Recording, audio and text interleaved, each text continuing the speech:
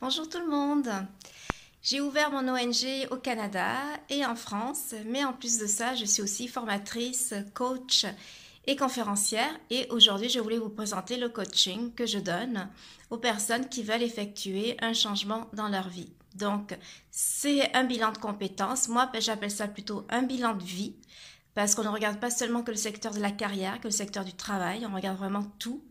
Et ça peut être un changement que vous voulez effectuer, comme par exemple prendre plus de temps pour vous si vous êtes malade, donc d'alléger vos horaires, comme ça a été le cas pour moi il y a quelques années. Ça peut être un changement de carrière complètement, ça peut être juste de vouloir augmenter votre salaire, ça peut être de développer des compétences que vous n'avez pas.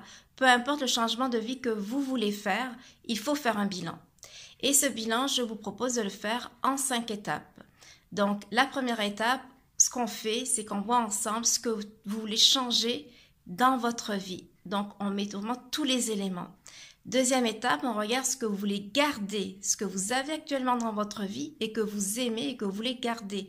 Donc, ça peut être des avantages sociaux, ça peut être un salaire, ça peut être des horaires flexibles, ça peut être la garde de vos enfants 1 semaine sur 2 que vous voulez garder, etc. Ensuite, ce qu'on regarde, c'est vos ressources. Donc, quand on parle de ressources, on ne parle pas seulement de ressources financières, on parle évidemment de vos acquis, vos connaissances, vos compétences, mais on regarde aussi votre environnement, votre contexte actuel. Donc, si vous avez des ressources, par exemple, des personnes qui sont là pour vous aider, de la famille, des amis, etc., des collègues, tout ça. Les premières étapes, c'est vraiment un brainstorming dans le sens où on met toutes les idées, on jette toutes les idées sur la table. Par la suite, on épure et on définit votre projet de vie. Donc, ce qu'on regarde, ce qu'on va définir ensemble, c'est vos attentes vis-à-vis de votre projet de vie, vis-à-vis du changement que vous voulez voir dans votre vie. Quelles sont vos attentes, mais quelles sont aussi vos priorités, parce que vous avez des priorités. On va voir vos contraintes. Donc, parce que malheureusement, on a tous des contraintes. Ça peut être, par exemple, une personne à charge, des parents qui sont malades, dont vous devez vous occuper. Ça peut être des prêts à rembourser. Ça peut être une hypothèque pour une maison, etc. Donc, on regarde ça aussi ensemble, on évalue ça. Et ensuite, à la fin, on définit votre projet de vie. Quel va être votre projet de vie et c'est vous qui allez le définir. Et par la suite, quand votre projet de vie est défini, on fait un plan d'action. Mais c'est seulement qu'à la fin. Le plan d'action n'arrive seulement qu'à la fin quand on a défini le projet.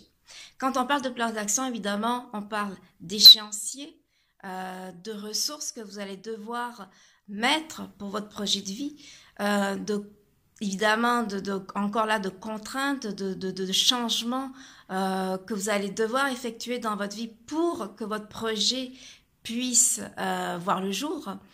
Et ce qu'on va voir surtout, c'est est-ce que c'est viable ou pas. Mais ça, on le voit avant de faire le plan d'action. Parce que c'est pas la peine de faire un plan d'action si on va évaluer que votre projet de vie, que votre changement que vous voulez effectuer n'est pas faisable.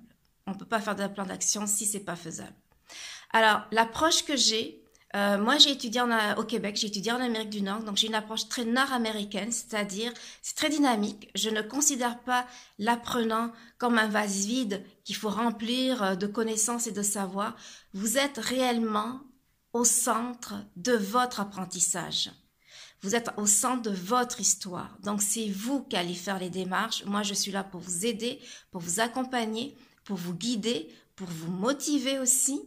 Mais c'est vous qui êtes au centre de votre apprentissage et on le fait à votre rythme, selon votre situation, selon votre contexte, etc. Je suis diplômée en intervention psychosociale. C'est-à-dire qu'à partir du moment où je suis dans une relation de coaching, je suis dans un contexte de relation d'aide. Ça veut dire que en aucun cas je ne vous juge, en aucun cas je n'ai des a priori et en aucun cas c'est à moi de vous dire ce qu'il faut faire ou comment le faire. C'est vous qui allez voir par vous-même si votre projet de vie a du sens ou pas, s'il est viable, s'il est faisable. Et moi je suis là encore une fois, comme je vous dis, pour vous aider, pour vous accompagner. Alors, bien évidemment, je fais ça pour vivre, ce n'est pas gratuit. Par contre, je m'adapte à toutes sortes de portefeuilles, toutes sortes de contextes.